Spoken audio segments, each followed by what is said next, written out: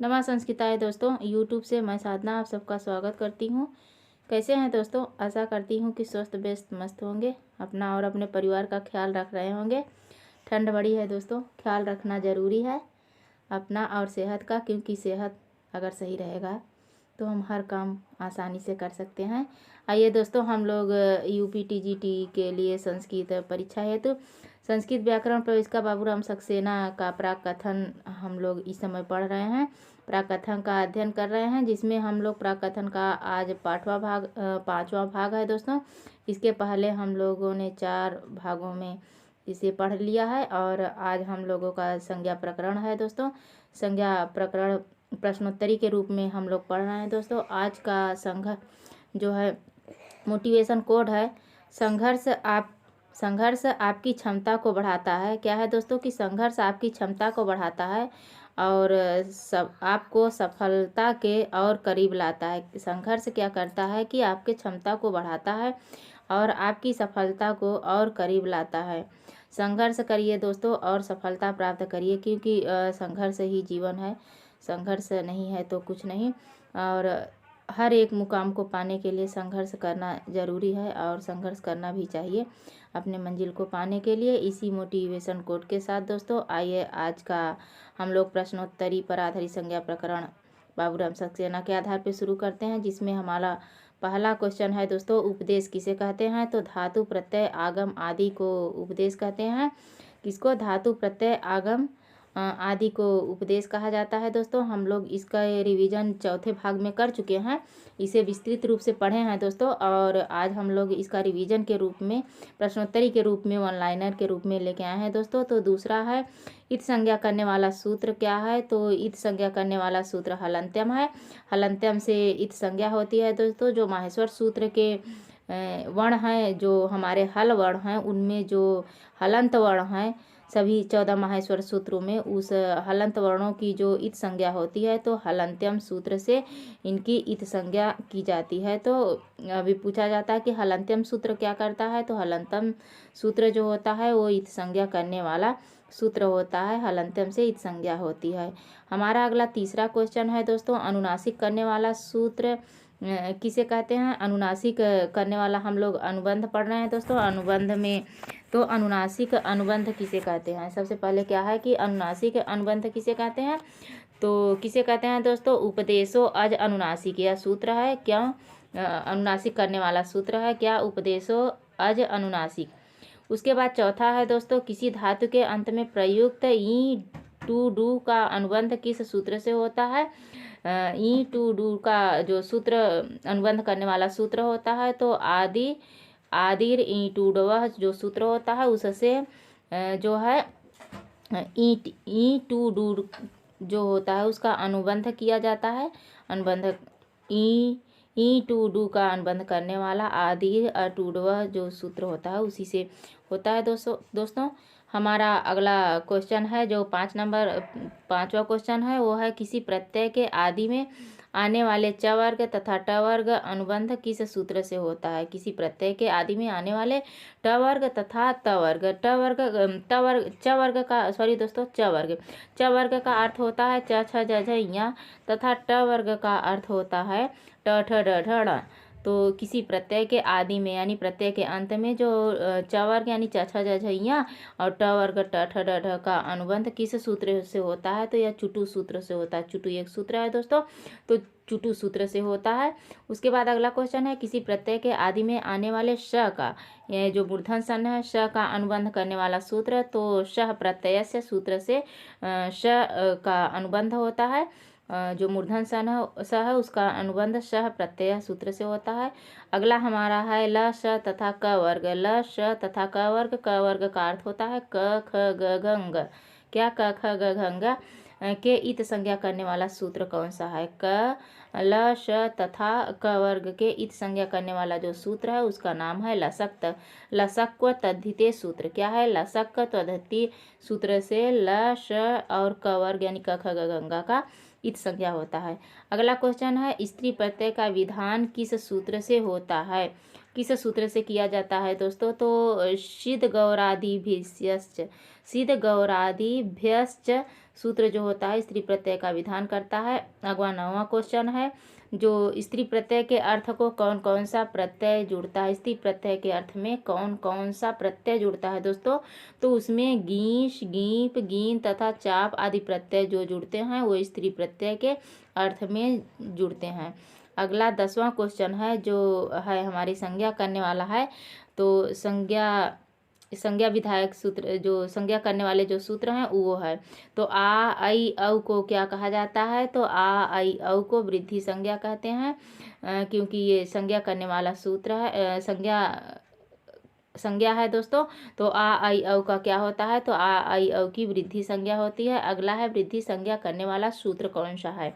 वृद्धि संज्ञा करने वाला सूत्र कौन सा है? तो वृद्धि संज्ञा करने वाला सूत्र वृद्ध्यादैच है। क्या है दोस्तों? वृद्ध्यादैच है। ये जो महर्षि पाणिनि के द्वारा रचित अष्टाध्यायी के जो है प्रथम अध्याय का पहला सूत्र है।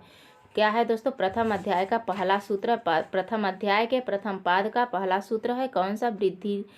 वृद्ध्यादैच, जो वृद्धि संज्ञा करता है। उसके बाद है दोस्तों अगला 12 नंबर का हमारा क्वेश्चन है कि अ, ए, ओ को क्या कहते हैं? सॉरी दोस्तों, यहाँ आ लिखा गया है, लेकिन अ, ए, ओ को क्या कहते हैं? तो अ, ए, ओ को गुण संज्ञा कहते हैं। क्या कहते हैं? गुण संज्ञा।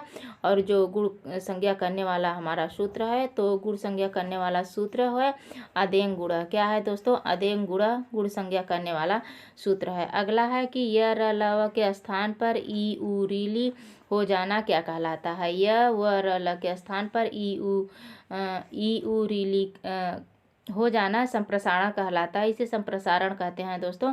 और जो हमारा यण संधि होती है, तो यण संधि में ई, उ, रीली के स्थान पर य, व, र, ल हो जाता है, लेकिन यहाँ य, व, र, ल के स्थान पर ई, उ, रीली हो जाता है, इसीलिए इसे संप्रसारण कहते हैं। संप्रसारण संज्ञा करने वाला सूत्र क्या है दोस्तों? तो संप्रसारण करने वाला जो सूत्र है उस सूत्र का नाम है इगणः संप्रसारणम। क्या? इगणः संप्रसारणम, यानी य, व, र, ल यण का ई हो जाना संप्रसारण कहलाता है। य का ई हो जाना संप्रसारण कहता है। इसका सूत्र इगणः संप्रसारणम होता है। अगला है हमारा दोस्तों, अगला है टी संज्ञा करने वाला सूत्र। टी संज्ञा करने वाला सूत्र कौन सा है? किस सूत्र से टी संज्ञा होती है? तो अचो अंत्यादि टी, यानी जिसके अंत में अच हो।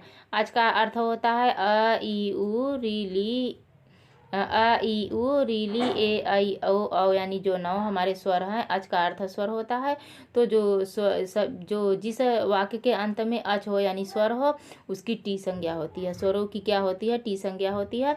तो टी संज्ञा करने वाला सूत्र अचो अंत्यादि टी होता है। उपधा संज्ञा करने वाला सूत्र क्या होता है? तो उपधा संज्ञा करने वाला सूत्र अलो अंत्यादि उपधा होता है। प्रतिपादिक संज्ञा करने वाला अर्थवत धातु प्रत्यय प्रतिपादिकम, ये प्रतिपादिक करने वाला सूत्र होता है दोस्तों। अगला है कृत तद्धित समासास्थ पदों की संज्ञा करने वाला सूत्र क्या है? कृत और तद्धित तथा समस्त पदों की संज्ञा जो करता है वो कृत तद्धित समासाश्च सूत्र से होता है। किससे? कृत तद्धित समासाश्च सूत्र जो होता है वो कृत और तद्धित तथा समस्त पदों की संज्ञा करने वाला सूत्र होता है। अगला हमारा 20 नंबर का जो है वो क्वेश्चन है दोस्तों, वो क्या कह रहा है कि सुप और तिंग प्रत्ययों से युक्त शब्द क्या कहलाता है? जो सुप और तिंग प्रत्ययों से युक्त जो शब्द होता है उसे क्या कहते हैं? उसे पद कहते हैं। उसे पद कहा जाता है दोस्तों। सुप जो होते हैं 21 होते हैं, तिंग हमारे 18 होते हैं। सुप जो होता है वो क्या होता है? जो हमारे किसी वाक्य में शब्द रूप में लगता है, तिंग हमारे धातु रूप में लगते हैं दोस्तों। तो ये जो इससे युक्त जो शब्द होते हैं वो पद कहलाते हैं। और अगला क्वेश्चन है पद संज्ञा करने वाला सूत्र कौन सा है? तो पद संज्ञा करने वाला सूत्र सुप्तिगंतम पदम, यानी सुप्तिगंतम पदम से पद संज्ञा होती है। किसकी? किसी वाक्य की जो पद संज्ञा होती है सुप्तिगंतम पदम से होती है दोस्तों। और प्रातिपदिक शब्द में लगने वाले प्रत्ययों को क्या कहते हैं? प्रातिपदिक रूप शब्द रूप में लगने वाले शब्द को सुप कहते हैं। अभी पिछले क्वेश्चन में हम आप लोगों को बताया कि जो सुप होते हैं वो 21 होते हैं जो शब्द रूप में लगते हैं। तो वही कह रहा है प्रातिपादिक यानी शब्द रूप में लगने वाले प्रत्ययों को क्या कहते हैं? तो प्रातिपादिक शब्द रूप में लगने वाले प्रत्ययों को सुप कहते हैं।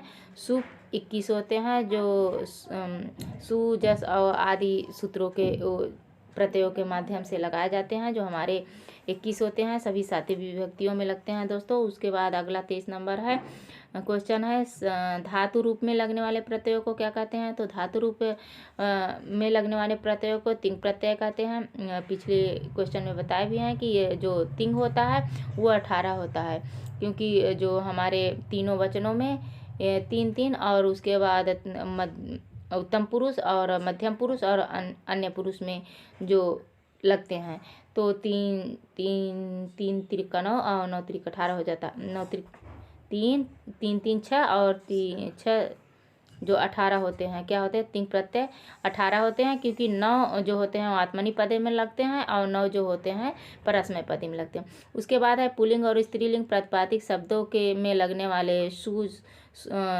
सौ, जस आदि जो विभक्ति होते हैं वो क्या होती है, सर्वनाम कहलाती है दोस्तों। अगला क्वेश्चन है भ संज्ञा करने वाला सूत्र क्या है। तो यची भम जो होता है वो भ संज्ञा करने वाला सूत्र होता है। भ संज्ञा करने वाला सूत्र कौन है, यची भम भ संज्ञा करने वाला होता है। और घू संज्ञा करने वाला सूत्र कौन सा होता है, घू संज्ञा करने वाला दधा धा ध्व दाप सूत्र होता है। क्या, दधा ध्व दाप सूत्र, दधा ध्वा दाप ये सूत्र होता है किसका, घू संज्ञा करने वाला। उसके बाद अगला हमारा क्वेश्चन 27 नंबर है कि घ संज्ञा करने वाला, यानी ये भ घू और घ संज्ञा करने वाला सूत्र कौन सा होता है। तो तरप तंपव घ। तंपव क्यों लगा है दोस्तों, क्योंकि तरप और तमव दो प्रत्यय हैं, तो द्विवचन यहाँ लगा है, तरप तंपव घ, यानी घ संज्ञा करने वाला सूत्र तरम तमव, यानी तरप और तमव दो होते हैं। अगला हमारा क्वेश्चन है दोस्तों विभाषा संज्ञा करने वाला सूत्र। विभाषा संज्ञा करने वाला जो सूत्र होता है उसका क्या नाम है। तो विभाषा संज्ञा करने वाला जो सूत्र होता है न वेति विभाषा, यानी जो हो और जो ना हो, इसको कहा जाता है कि जो होता है और जो नहीं होता है वो दोनों स्थिति में बना रहता है, तो न वेति विभाषा यानी विभाषा संज्ञा करने वाला सूत्र होता है। निष्ठा संज्ञा करने वाला सूत्र कौन सा है। तो निष्ठा संज्ञा वाला सूत्र अक्त अक्तवतु। अक्त अक्तवतु निष्ठा क्या होता है, अक्त अक्तवतु निष्ठा यानी निष्ठा करने वाला सूत्र होता है। अगला हमारा 30 नंबर का क्वेश्चन है कि संयोग संज्ञा करने वाला सूत्र कौन सा है। दोस्तों संयोग संज्ञा किस सूत्र से होती है, हलो अंतरा संयोग। हलो अंतरा संयोग यानी किसी भी हल के बीच में जो स्वरों का व्यवधान न होना, वो जो है हलो अंतरा संयोग यानी संयोग संज्ञा कहलाता है। अगला हमारा है कि संहिता संज्ञा करने वाला सूत्र कौन सा है। तो संहिता संज्ञा करने वाला जो हमारा सूत्र है वो पर सन्निकर्ता संहिता करता है, यानी संहिता का अर्थ होता है, सन्निकर्ष का अर्थ होता है कि संधि। क्या होता है दोस्तों, संधि। तो वो कह रहा है कि संधि करने वाला जो सूत्र होता है यानी संहिता करने वाला सूत्र पर सन्निकर्ता संहिता होता है दोस्तों। प्रगृह संज्ञा करने वाला सूत्र कौन सा होता है। तो प्रगृह संज्ञा करने वाला सूत्र होता है ए दूध द्विवचनम। क्या, ए दूध द्विवचनम प्रगृहम। इसका क्या होता है, ए दूध द्विवचनम प्रगृहम, यानी जो प्रगृह संज्ञा करने वाला सूत्र होता है। उसके बाद 33 नंबर क्वेश्चन है कि सार्वधातुक प्रत्यय संज्ञा करने वाला सूत्र कौन सा है। सार्वधातुक प्रत्यय करने वाला संज्ञा सूत्र होता है तिंग सित सार्वधातुकम। तिंग सित सार्वधातुकम से जो है संज्ञा होती है दोस्तों। आर्धधातुक किसका होता है, आर्धधातुक प्रत्यय करने वाला जो सूत्र होता है वो क्या है। तो आर्धधातुकम शेष। आर्ध धातुकम शेषा यानी जो सार्वधातुक का शेष बचा रहता है वो आर्धधातुक कहलाता है। शेषा का मतलब होता है कि जो सार्वधातुक से शेष बचा रहता है वो आर्धधातुक कहलाता है। 35 नंबर का हमारा जो क्वेश्चन है वो है सत संज्ञा करने वाला सूत्र कौन सा है। इसमें सभी संज्ञा करने वाले सूत्रों को आज हम अध्ययन कर रहे हैं दोस्तों, वो भी वन लाइनर क्वेश्चन के माध्यम से। तो सत संज्ञा करने वाला सूत्र कौन सा है, तौसत। तौसत यानी सत्रिय और सानच दो होते हैं, प्रत्यय होते हैं, तो उन्हीं दो प्रत्ययों की सत्संज्ञा होती है, इसीलिए यहाँ तव हुआ है द्वितीय वचन में, तौसत करने वाला सूत्र होता है। अगला 36 नंबर है अनुनासिक संज्ञा करने वाला सूत्र कौन सा है दोस्तों। तो अनुनासिक संज्ञा करने वाला मुख नासिका वचनों अनुनासिका क्या है, मुख नासिका वचनों अनुनासिका से अनुनासिक संज्ञा होती है। उसके बाद अगला क्वेश्चन है, सवर्ण संज्ञा करने वाला कौन सा है। सवर्ण संज्ञा करने वाला तुल्या से प्रयत्नम सवर्णम, अर्थात जिसका अभ्यंतर प्रयत और उच्चारण स्थान एक होता है, समान होता है, उसकी सवर्ण संज्ञा होती है दोस्तों, उसे सवर्ण संज्ञा कहते हैं। तो सवर्ण संज्ञा करने वाला जो सूत्र होता है वो तुल्या से प्रयत्नम सवर्णम होता है, उसे तुल्या से प्रयत्नम सवर्णम कहते हैं।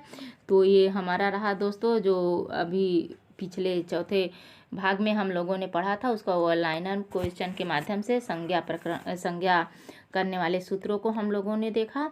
तो आज बस यहीं तक दोस्तों। उस वीडियो कैसे लगा दोस्तों, अगर अच्छा लगा हो तो इसे सब्सक्राइब करिए दोस्तों और अपने दोस्तों तक पहुंचाइए, ताकि सभी संस्कृत परीक्षा की तैयारी करने वाले हमारे दोस्त को इसका लाभ उठा सके और अपनी तैयारी को मजबूत बना सके। तो नमः संस्कृताय दोस्तों, धन्यवाद दोस्तों।